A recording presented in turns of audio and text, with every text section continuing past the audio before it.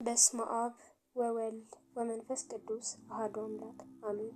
እንደምን ቆያችሁ ውድ የእግዚአብሔር ቤተሰቦች? አሜን። የእግዚአብሔር ስሙ ዛሬም ዘወትርም የከበረና የተመሰገነ ይሁን። ዛሬ ስለ አብይ ጾም ስድስተኛው ሳምንት ትንሽ እንማማራለን። አብራችሁን ቆዩ። የአብይ ጾም ስድስተኛው ሳምንት ገብርኄር በመባል ይታወቃል። ትርጓሜውም ታማኝ ወይም ታዛዥ አገልጋይ ማለት ነው።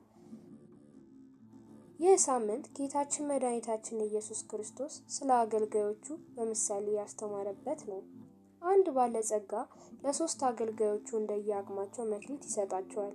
ለአንደኛው አገልጋይ 1 መክሊት፣ ለሌላኛው አገልጋይ 2፣ እንዲሁም ለአንደኛው አገልጋይ 5 ተሰጣቸው።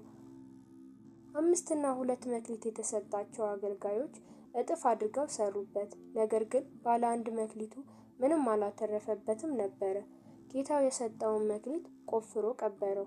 ከብዙ ጊዜያት በኋላ ባለጸጋው መጣና ሁሉንም አገልጋዮቹን አስጠራቸው። ባለ 5 መክሊቱ አገልጋይ ተጠራ። ለጌታውን መክሊቱን 10 አድርጎ መለሰለት። ባለ 2 መክሊቱም ተጠራ። እሱም 4 አድርጎ ለጌታው መለሰለት።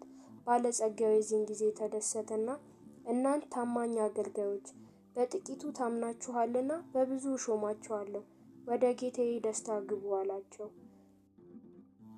ባለ 1 መክሊት ጌታው ጋር ቀረበ። ምንም ስላላተረፈ ምክንያቱን ለጌታው እንዲህ ብሎ ተናገረ።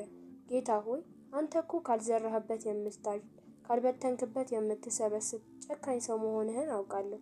ስለዚህ ፈራው፣ ሄጄም መክሊትህን ቀበርኩት ብሏል።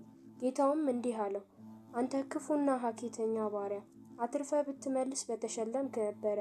ስለዚህ ያለውን ውሰዱበትና 10 ላለው ጨምሩለት። ላለው ይጨመርለታል፣ ለሌለው ካለው ላይ ይቀነስበታል። እርሱን ግን ወደ ውጭ አውጥታችሁ ጣሉት ብሎ ፈረደበት።